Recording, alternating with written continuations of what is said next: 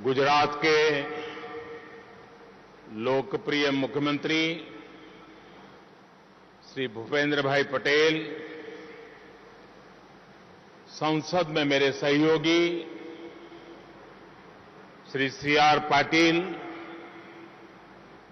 गुजरात सरकार में मंत्री भाई जगदीश पंचाल, हर्ष संघवी, अहमदाबाद के मेयर किरीट भाई, केवीआईसी के चेयरमैन मनोज जी, अन्य सभी महानुभाव और गुजरात के कोने कोने से आए हुए मेरे प्यारे भाई और बहनों, साबरमती का ये किनारा आज धन्य हो गया है। आजादी के 75 वर्ष पूरे होने के उपलक्ष्य में 7,500 बहनों बेटियों ने एक साथ चरखे पर सूत काटकर नया इतिहास रच दिया है।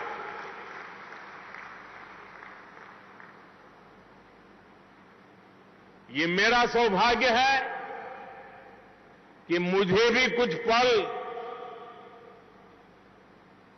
चरखे पर हाथ आजमाने का,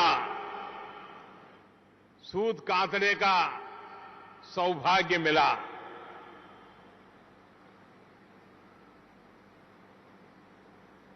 मेरे लिए आज ये चरखा चलाना कुछ भावुक पल भी थी। मुझे मेरे बचपन की ओर ले गई, क्योंकि हमारे छोटे से घर में एक कोने में ये सारी चीजें रहती थी और हमारी मां आर्थिक उपार्जन को ध्यान में रखते हुए जब भी समय मिलता था वो सूत काटने के लिए बैठती थी। आज वो चित्र भी मेरे ध्यान में फिर से एक बार पुनस्मरण हो आया। और जब इस सारी चीजों को मैं देखता हूं, आज या पहले भी, कभी कभी मुझे लगता है कि जैसे एक भक्त भगवान की पूजा जिस प्रकार से करता है, जिन पूजा की सामग्री का उपयोग करता है, ऐसा लगता है इस सूत काटने की प्रक्रिया भी जैसे ईश्वर की आराधना से कम नहीं है।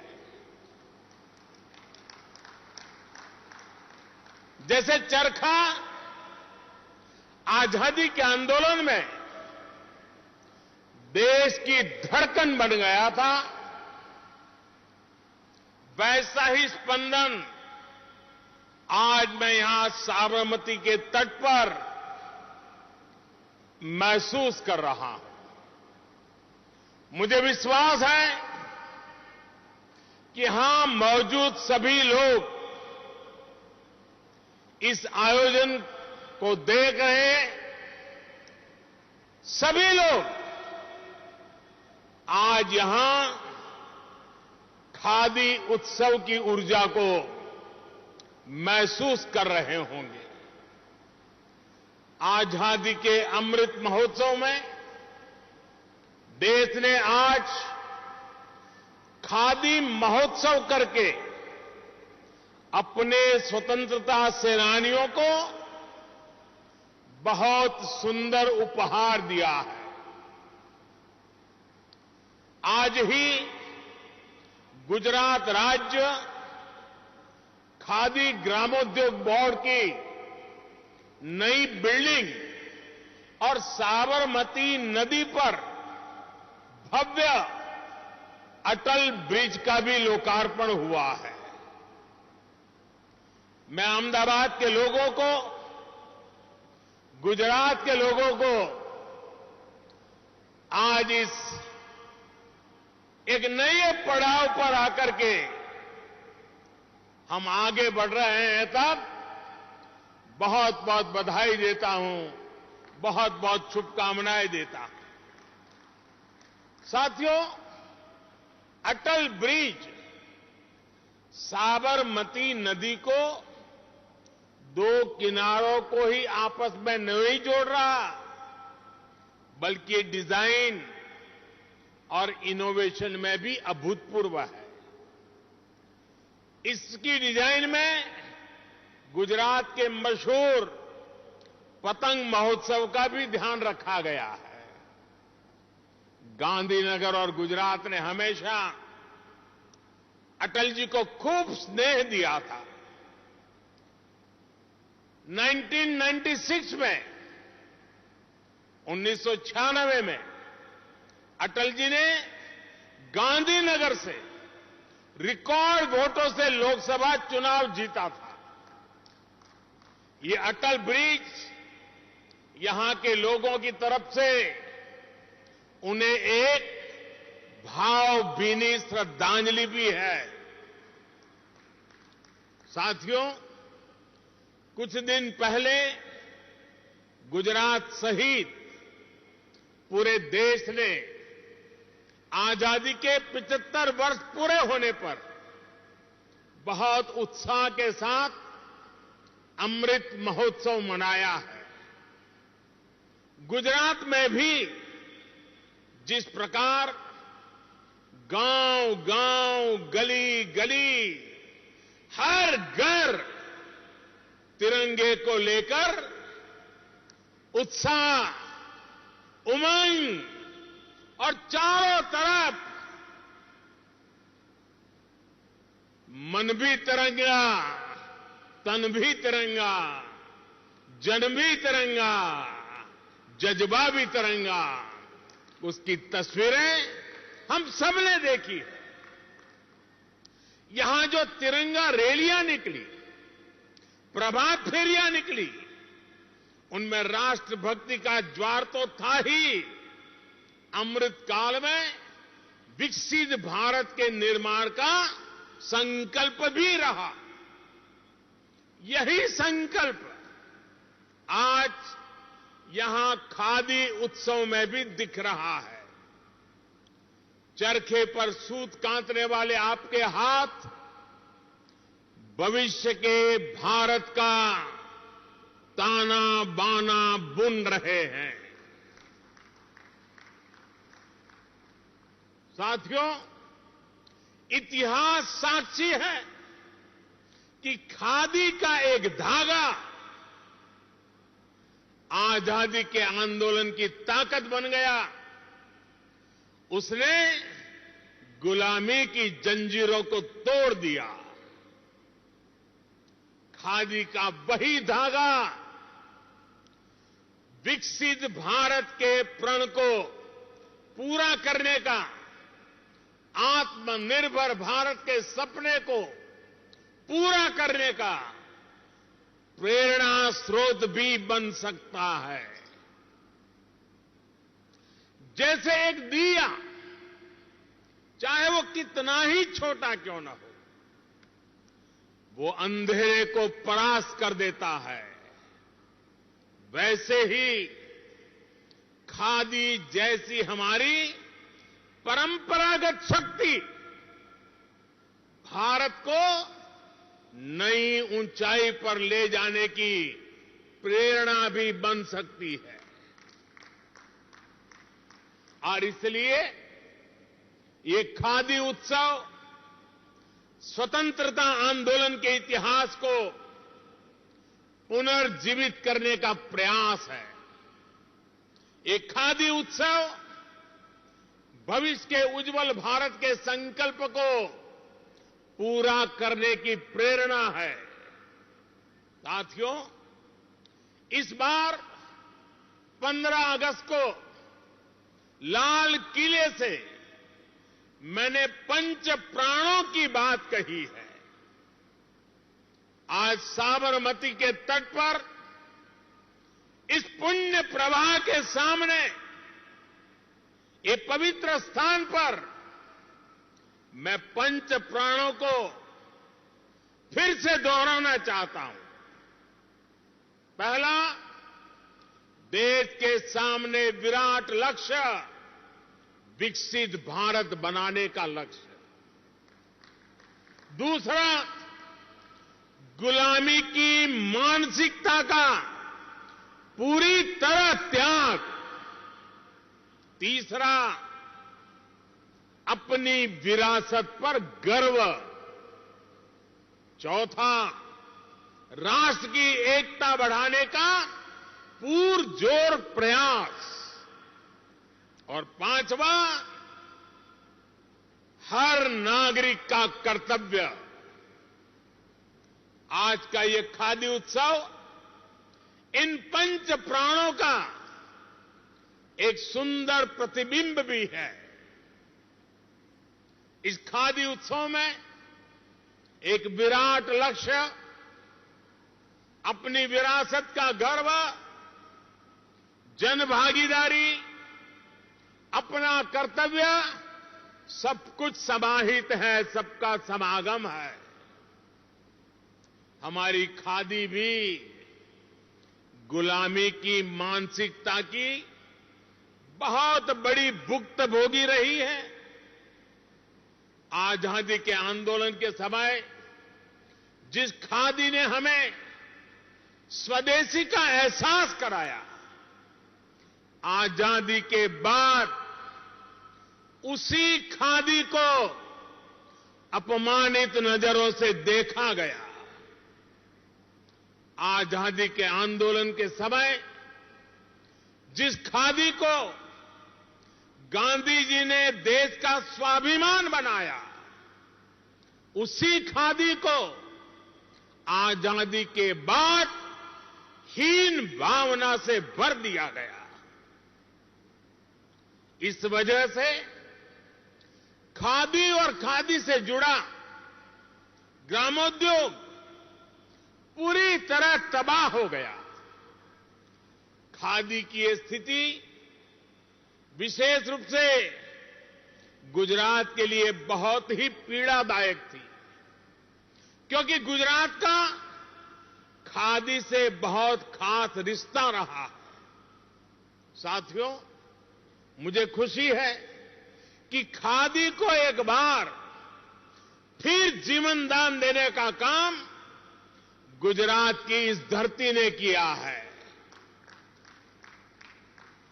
मुझे याद है, खादी की स्थिति सुधारने के लिए 2003 में हमने गांधी जी के जन्म स्थान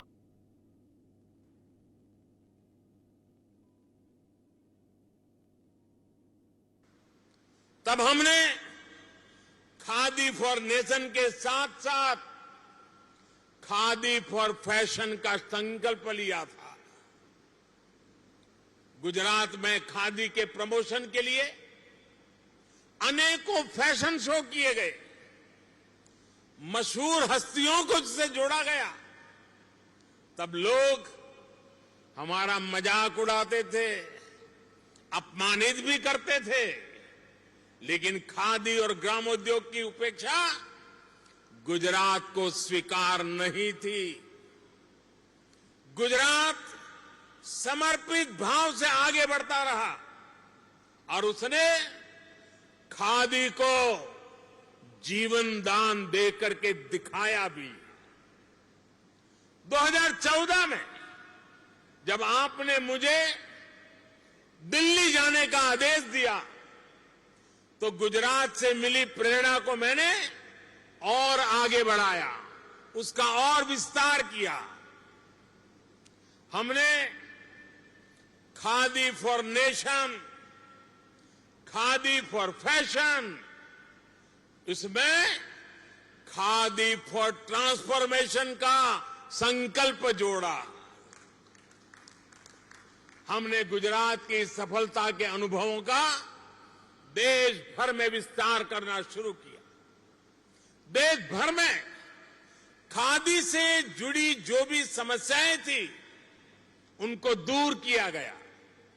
हमने देशवासियों को खादी के प्रोडक्ट खरीदने के लिए प्रोत्साहित किया और इसका नतीजा आज दुनिया देख रही है। आज भारत के टॉप फैशन ब्रांड्स खादी से जुड़ने के लिए खुद आगे आ रहे हैं। आज भारत में खादी का रिकॉर्ड उत्पादन हो रहा है, रिकॉर्ड बिक्री हो रही है। पिछले 8 वर्षों में खादी की बिक्री में 4 गुना से अधिक की वृद्धि हुई है। आज पहली बार भारत के खादी और ग्रामोद्योग का टर्नओवर 1 लाख करोड़ रुपए से ऊपर चला गया है। खादी की इस बिक्री के बढ़ने का सबसे ज्यादा लाभ आपको हुआ है। मेरे गांव में रहने वाले खादी से जुड़े भाई बहनों को हुआ है। खादी की बिक्री बढ़ने की वजह से गांवों में ज्यादा पैसा गया है, गांवों में ज्यादा लोगों को रोजगार मिला है। विशेष रूप से हमारी माताओं बहनों का सशक्तिकरण हुआ है। पिछले 8 वर्षों में सिर्फ खादी और ग्रामोद्योग में 2.25 करोड़ नए रोजगार पैदा हुए हैं। और साथियों, गुजरात में तो अब ग्रीन खादी का अभियान भी चल पड़ा है। यहां अब सोलर चरखे से खादी बनाई जा रही है, कारीगरों को सोलर चरखे दिए जा रहे हैं। यानी गुजरात फिर एक बार नया रास्ता दिखा रहा है। साथियों, भारत के खादी उद्योग की बढ़ती ताकत के पीछे भी महिला शक्ति का बहुत बड़ा योगदान है। उद्यमिता की भावना हमारी बहनों बेटियों में फुट करके कुट करके भरी पड़ी है। इसका प्रमाण गुजरात में सखी मंडलों का विस्तार भी है। 1 दशक पहले हमने गुजरात में बहनों के सशक्तिकरण के लिए मिशन मंगलम शुरू किया था। आज गुजरात में बहनों के 2,60,000 से अधिक स्वयं सहायता समूह बन चुके हैं। इनमें 26 लाख से अधिक ग्रामीण बहनें जुड़ी हैं। इन सखी मंडलों को डबल इंजन की सरकार की डबल मदद भी मिल रही है। साथियों, बहनों बेटियों की शक्ति ही इस अमृत काल में असली प्रभाव पैदा करने वाली है। हमारा प्रयास है कि देश की बेटियां ज्यादा से ज्यादा संख्या में रोजगार से जुड़े, अपने मन का काम करे। इसमें मुद्रा योजना बहुत बड़ी भूमिका निभा रही है। एक जमाना था जब छोटा मोटा लोन लेने के लिए भी बहनों को जगह जगह चक्कर काटने पड़ते थे। आज मुद्रा योजना के तहत 50,000 से लेकर 10 लाख रुपए तक बिना गारंटी का ऋण दिया जा रहा है। देश में करोड़ों बहनों बेटियों ने मुद्रा योजना के तहत लोन लेकर पहली बार अपना कारोबार शुरू किया है। इतना ही नहीं, 1-2 लोगों को रोजगार भी दिया है। इसमें से बहुत सारी महिलाएं खादी ग्रामोद्योग से भी जुड़ी हुई है। साथियों, आज खादी जिस ऊंचाई पर है, उसके आगे अब हमें भविष्य की ओर देखना है। आजकल हम हर वैश्विक प्लेटफॉर्म पर एक शब्द की बहुत चर्चा सुनते हैं, सस्टेनेबिलिटी। कोई कहता है सस्टेनेबल ग्रोथ, कोई कहता है सस्टेनेबल एनर्जी, कोई कहता है सस्टेनेबल एग्रीकल्चर, कोई सस्टेनेबल प्रोडक्ट की बात करता है। पूरी दुनिया इस दिशा में प्रयास कर रही है कि इंसानों के क्रियाकलापों से हमारी पृथ्वी, हमारी धरती पर कम से कम बोझ पड़े। दुनिया में आजकल बैक टू बेसिक का नया मंत्र चल पड़ा है।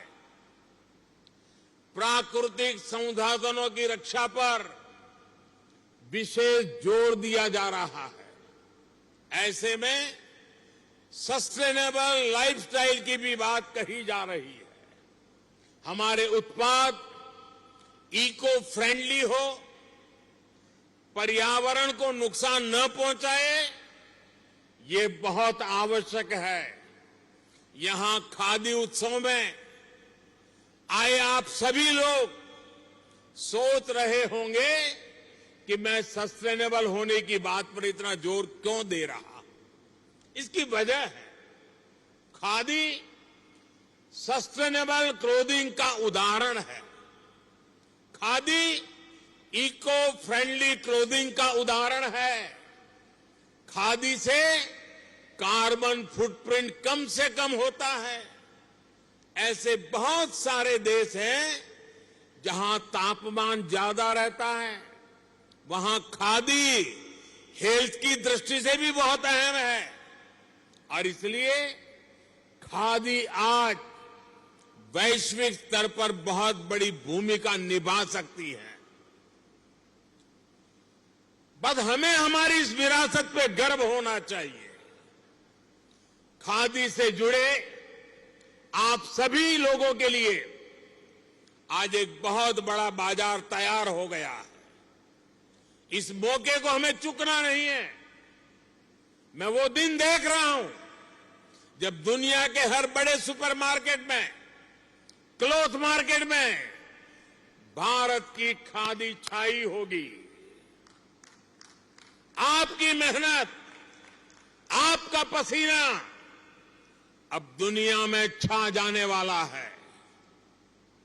जलवायु परिवर्तन के बीच अब खादी की डिमांड और तेजी से बढ़ने वाली है।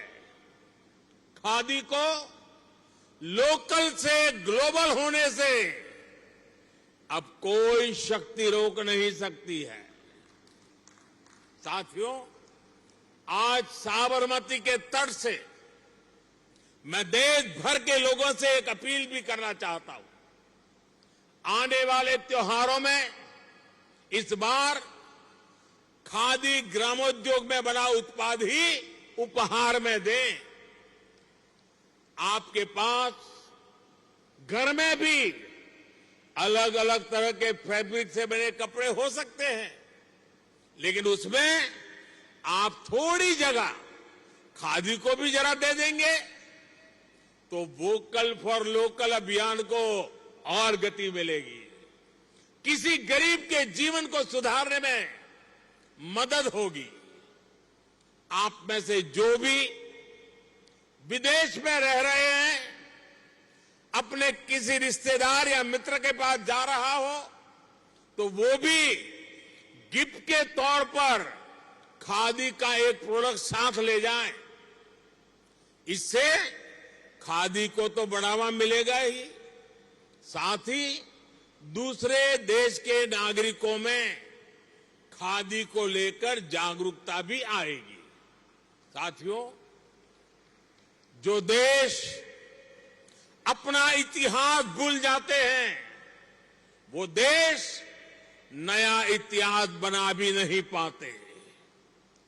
खादी हमारे इतिहास का, हमारी विरासत का अभिन्न हिस्सा है। जब हम अपनी विरासत पर गर्व करते हैं, तो दुनिया भी उसे मान और सम्मान देती है। इसका एक उदाहरण भारत की टॉय इंडस्ट्री भी है।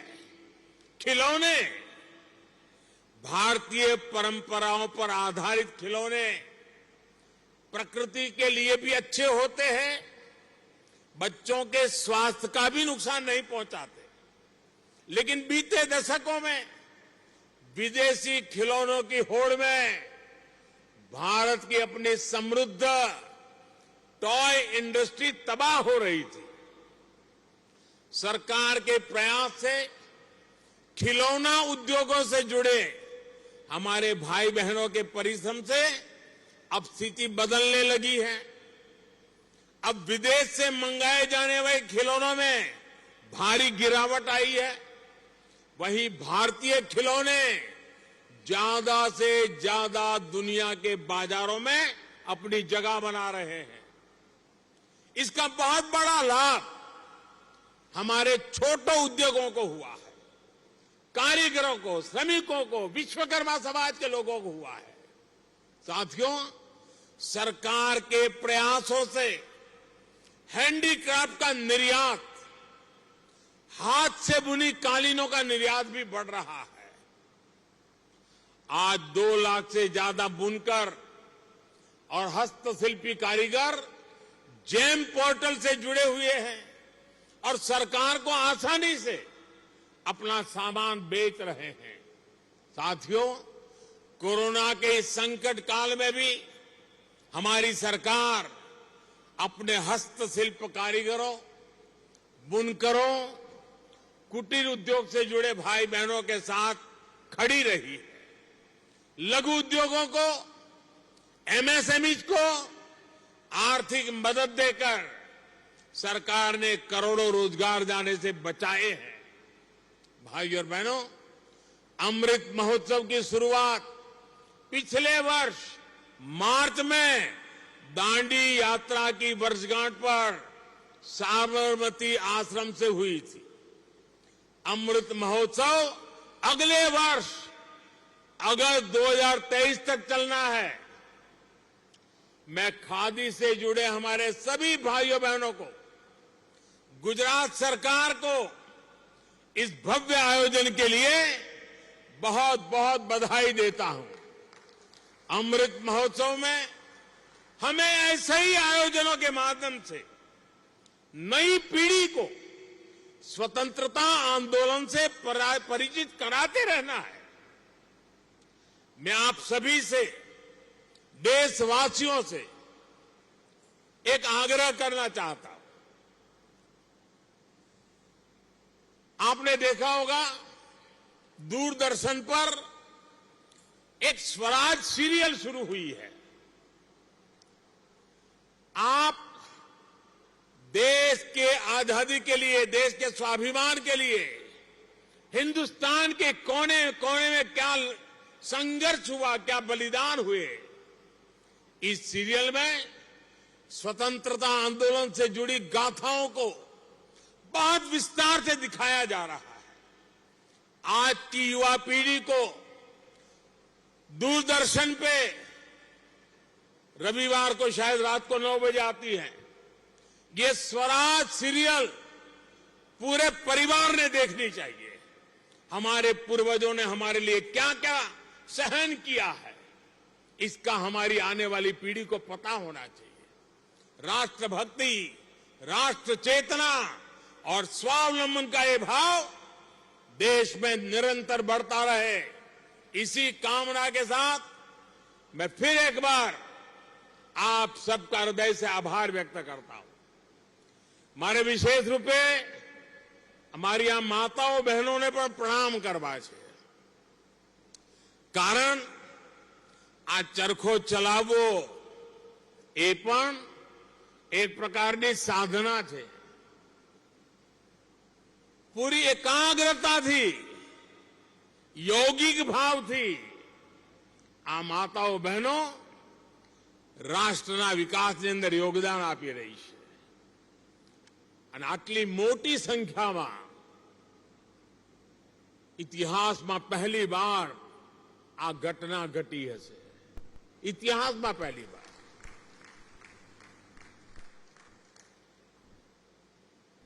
જે લોકો વર્ષોથી આ વિચાર સાથે જોડાયેલા છે,